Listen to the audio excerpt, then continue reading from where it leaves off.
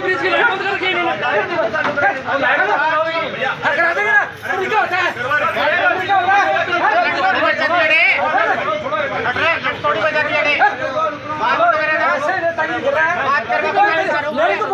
मेरे को बोलता तू मेरे को बोलता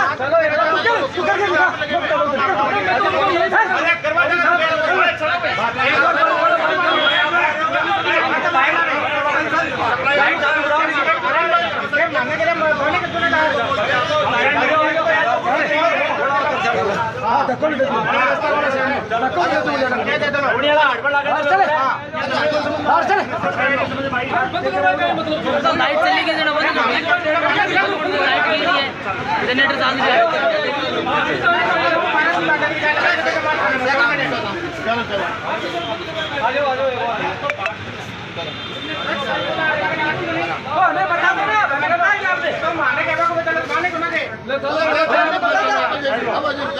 पंचायती कर रहा है। अरे चलो चलो एक और चलो कोई भी कुछ नहीं होगा।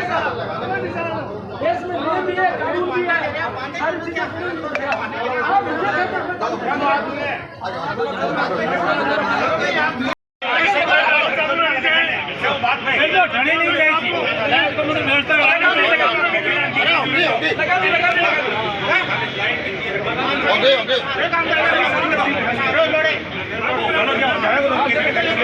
लगा दी लगवा दी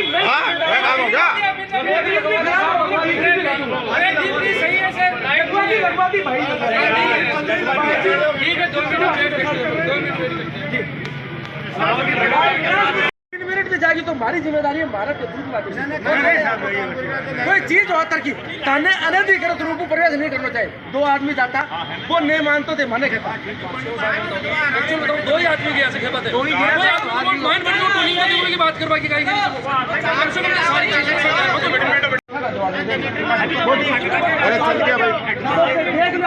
अरे चल गया भाई सुनो मान लाई जा रही है को आज जो एक जनो देख लो करते चलानो चला दो अंदर आदमी और भी ना इलाज चल रहे ना पर उसको ये गेट खाली करो साइड में बैठो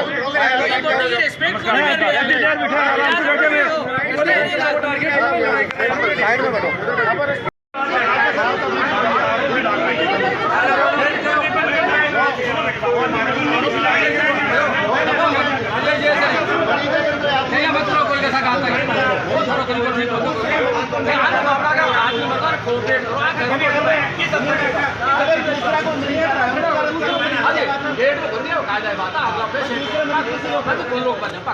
बैठो कोई नहीं बोलने भी कहते बता दो खुद गया 20-50 आदमी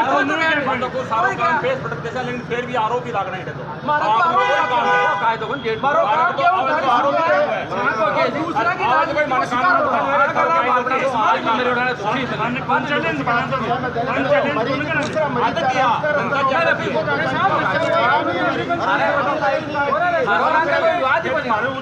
चालू करे भाई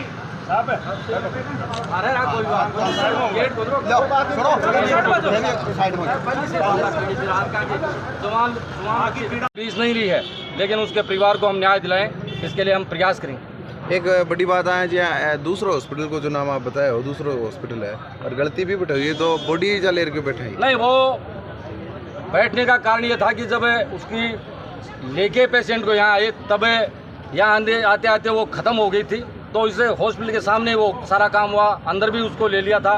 तो परिवार वालों के पास कोई दूसरा जरिया चारा भी नहीं था, जाएँ तो कहाँ जाएँ, क्योंकि सब सारे ख़त्म हो जाते हैं। तो परिवार वालों को यही दिखता है कि भाई जाम है वहीं बैठ जाएँ, इसलिए डीप फ्रीज लेके यहाँ ये तमाम लोग बैठे हैं।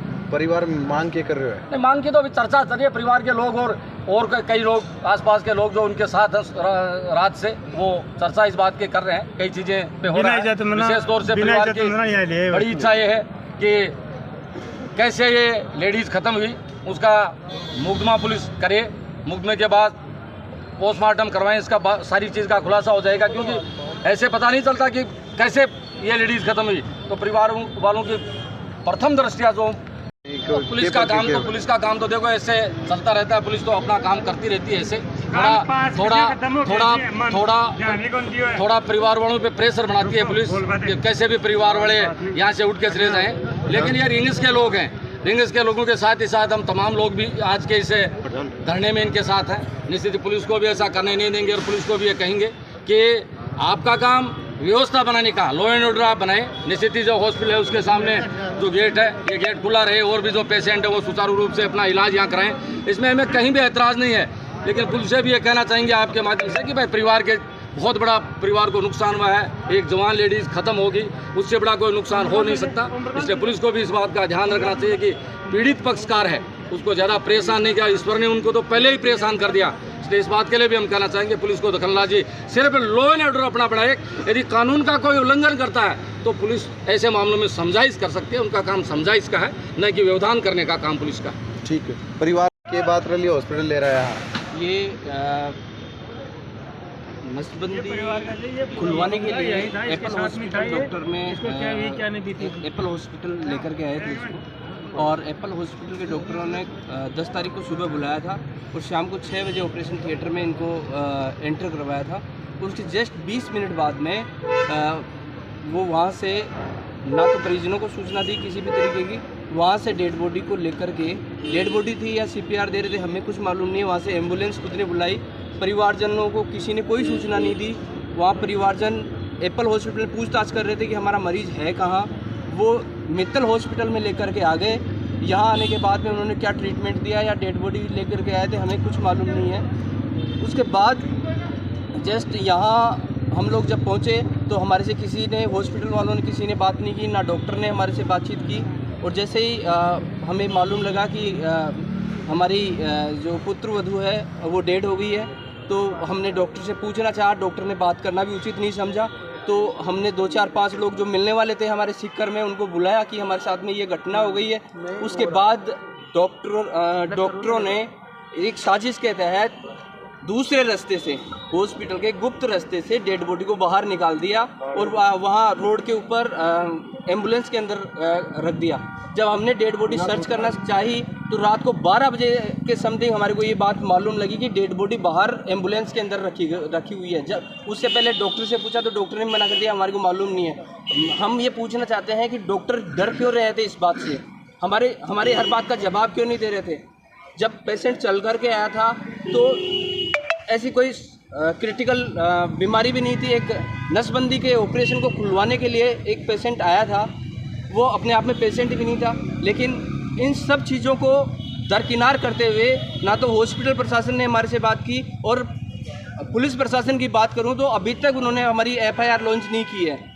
तो हम केवल और केवल न्याय चाहते हैं, किसी भी तरीके से हमारे को न्याय मिले और जो दंडित, जिन्होंने मर्डर किया, जिन डॉक्टरों ने मर्डर किया है उनके खिलाफ सख्त कार्रवाई हो, हम यही चाहते हैं। इसके अलावा हमारी कोई मांग नहीं है। क्या लागू हमर तक का? मैं तो ससुर लगता हूँ, काकेर ससुर। इसमें एप्पल हॉस्पिटल को आप मित्तल हॉस्पिटल को दोषी मान रहे हैं, एप्पल हॉस्पिटल को भी? हाँ, एप्पल हॉस्पिटल जब हमने एडमिट वहाँ करवाया तो दोनों हॉस्पिटलों की साजिश तो थी, यहाँ आने की कहाँ ज़रूरत थी। जब आते तो रेफर लिखा जाता है, एक बार जहाँ तक मैं समझ पा रहा हूँ। फिर एक डॉक्टर जब दूसरे हॉस्पिटल में ले जाता है तो परिजनों से रेफर लिखवाता है, उसके बाद वहाँ दूसरे हॉस्पिटल में एडमिट करवाया जाता है, उसके बाद ट्रीटमेंट चालू होता है, स्थिति दिखाई जाती है मेडिकल। तो ये सब चीज़ें हमारे साथ में नहीं हुई। उसके बाद ये डेड बॉडी को छुपाते फिर रहे थे। ये इसके पीछे वहाँ पे साथ में नहीं थे क्या? परिवारजन तो पीछे भग रहे थे, उनको सूचना ही नहीं दी किसी ने, ना तो एप्पल हॉस्पिटल वालों ने सूचना, किसी प्रकार की सूचना दी, ना मित्तल हॉस्पिटल वालों ने किसी प्रकार की सूचना दी। अब डेड बॉडी हॉस्पिटल बाहर डीफ्रीज के अंदर है, परिवार की कोई मांग, कोई बातचीत हो पाई है? डॉक्टर से क्लियर मना कर दिया है, और हम जब तक ये हमारी FIR दर्ज नहीं होगी तब तक हम पोस्टमार्टम नहीं करवाएंगे। और पोस्टमार्टम करवाने के बाद स्वतंत्र रूप से पोस्टमार्टम हो, उसके लिए स्वतंत्र टीम बने, बोर्ड बने, और वो निष्पक्ष जांच करे, और जो दोषी है जिसने मर्डर किया है उसके खिलाफ कार्रवाई हो, और ऐसे डॉक्टरों को हमेशा के लिए बर्खास्त किया जाए, ऐसे इसी दुकानदारी को बंद किया जाए। डॉक्टरों को बात हो पाई? डॉक्टरों से किसी प्रकार की कोई बात नहीं हुई अभी तक। को पेट में दर्द होके यहाँ ले रहा है? 8 तारीख आज दिन मान फोन किया, हाँ, फेंगस फोन किया मैं काउंटर से, बोला पेशेंट ले रहा हो, वो ऑपरेशन तो करने लगा। तो मैं मना कर दिया, साहब हमारे स्वामी ये शादी में खोलना से। कौन फोन करे हो? Apple hospital. तो पहले वो दवाई चल रही है कि बीजा? हाँ दवाई चालू। कई चीज़ की दवाई चल रही है? ऑपरेशन खुलवाया जी। अच्छा बच्चा एक लड़का था वो खत्म हो गया था 10 साल का पहले। अच्छा बच्चों को मोबाइल देखो ऑपरेशन खुलवाया। हाँ वह बात का माई कहते छोटे से ऑपरेशन हो तो ले रहा है तो वह तो मैं दे रहा है। और 6 बजे 20 मिनट का माई 6 बजे माई गाड़ी 20 मिनट पे माई काट और वापस फिर तो गाड़ी के पीछे पे तो भाग जाएगा पहले आगे टिकट होगी और रात अच्छा हाँ रात वाली की बात है कि बॉडी ने पिछला रास्ता में बाहर निकाल दे पर बात कोई संभाले को नहीं तनबेरो को इनकी बॉडी की जाके बात है माने पता वो माइन बॉडी जी। हाँ और पास सिस्टर हमारी आती है बस देख भागी तो मिली को नहीं तो इस साइड का मायना अभी रोड पर खड़ी है कल्याण हॉस्पिटल सामा सामने कॉलेज के सामने तो मैं 4 बजे गया भाई पर्टिकुलर लेकर के मन पता है तो वो तो कम से कम एक कहीं करता बढ़िया खत्म हो गई कि यार सीधा जिंदगी है पहुंचने के बाद लेट जा रहा है खराब। मैं मना कर दिया तो कौन ले जा जब तक माने नहीं आए नहीं मिले मैं ले जा। तो फिलहाल आप बॉडी लेयर बैठे हो 12 बैठे रहे हो बॉडी 12 मेल में नीचे फ्रीज कमाए हाँ 12 मेल वाले फ्रीज कमाए सर्विस करी परसों में 8 तारीख को आए जब हमारे को 8 तारीख को बोला कि आपको फोन किया 8 तारीख को हमारे को आपको 2 तारीख को सुबह आना है 11 बजे के लगभग 11 बजे वो बच्ची वो कविता को लेके मेरे पुत्र बच्चा को दोनों लेके मेरे घर वाले को सब मारने आए आते जाँच करे पैसे मैंने जाँच करवा दी जाँच करा मैंने 3 बजे फ्री कर दिया बोले आपको कल सुबह 10 तारीख को आना है 10 तारीख को सुबह आप 8 बजे हो गए इसी कविता को सुबह 4 बजे पहले तो कुछ खिला पिला देना उसके बाद में खिलाना चाहिए तो 4 बजे बाद में कुछ भी नहीं लेना 4 बजे कुछ भी नहीं दिया मैं कविता को किसी स्टेशन छोड़ दो मेरा गाँव चले मैं सुबह जो 8 बजे हॉस्पिटल में आए फिर मैंने आता है काउंटर पर बोले आप एडमिशन करवाओ 20,000 रुपये जमा कराना मैं बस आप 15 दिन तो 15 जमा करा दी मैंने 15,000 रुपये मुझे रसीद दे रसीद में से कंप्यूटर तो मिलेगी नहीं आप ये पर्ची बना दें भाई मेरे पर्ची बना बनी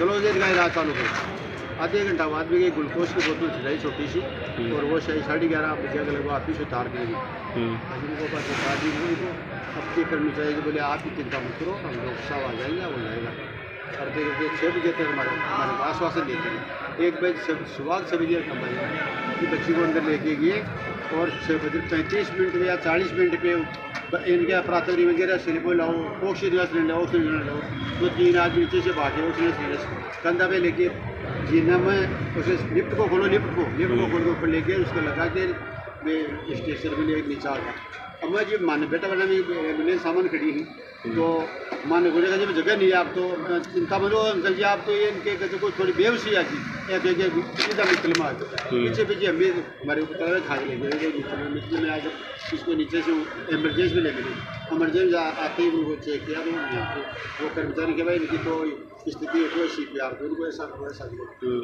अपनी करते उनको तो फिर आप तो दवाई ले मेरे को नीचे दवाई मेडिकल की दवाई ले पर्ची लिखी ली और उसको ऊपर ले गई ICU में ले गए खाने पता नहीं तो मैं नीचे से दवाई लेने के लिए लिया दवाई क्या पर्ची ले दी मेरे पर्ची लिए साथ में मैंने पैसे भुगतान करने के जिस टाइम फ़ोन आया उनका लेना नहीं पैसा बोले एक पेशेंट आया हुआ है तो उनको दवाई मत देना उनसे बोल दो कि दवाई ऊपर ही मिल जाएगी आप ऊपर ही भेजो तो अंकल जी आप ऊपर ही जाओ पूरी 30वीं मंजिल पे लिफ्ट से ले जाओ लिफ्ट से जाओ सीढ़ियाँ जाओ ऊपर में योजना जाता है 3-4 डॉक्टर क्या और वे बच्चे की साइड में सी मैं दिखाई पड़ी बोले जी अपने को काम को कैसे रेफर कर दिया कि रेफर करने का आपका काम नहीं अब तो आप पुलिस को आपको कैसे ऐसा है कि आप क्या कराना चाहते हो सामने परिवार से बात करता हूँ उनकी शिफ्ट से बात होगा फिर स्पैड से बात की बोले आप वहीं हमारे आगे फिर मेरे गांव के लोग बात है फिर आपको काफ़ी जदोजहद की फिर हमारे को तो कागजों में लगा दिया लोगों ने फिर पीछे से क्या पता कब नहीं डेड बॉडी को निकाल के रोड पे खड़ी कर दिया छोटी एम्बुलेंस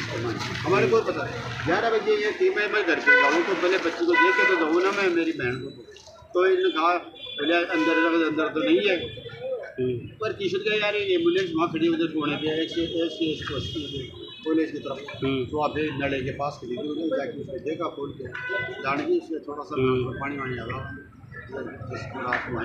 फिर के इनको तो आप मोचरी में मोचरी नहीं लेके जाएंगे हमने विरोध किया हमारी बात रही है अनुशासन से क्या वो किसी तरह हम पकड़ा करेंगे अनुशासन बातचीत की लोगों से तो फिर हमारे काफ़ी जजाजी फिर पुलिस आ गई फिर पुलिस 3 गाड़ियाँ आएगी फिर हरे राम जी रणवा जी पूछे तो उन्होंने कहा इनके साथ गड़बड़ हो गया इनका न्याय से बात करो और पोस्टमार्टम रिपोर्ट करो ना कि 5 साल कमेटी बताएगी और वो जब होगी कि मैं SP साहब से बात करूँगा SP साहब उनको CMHO को देगा जब इनका मेडिकल बोर्ड पोस्टमार्टम करेगा तब बात हमारी क्या मांग है साहब, हमारी तो एकदम हमारा पेशेंट एकदम सही था, किसी भी तरह कोई प्रॉब्लम नहीं थी। एक छोटा सा नॉर्मल एक बच्चा था, ऑपरेशन करवाना था सिर्फ 10 मिनट का, और कोई बड़ा ऑपरेशन भी नहीं था।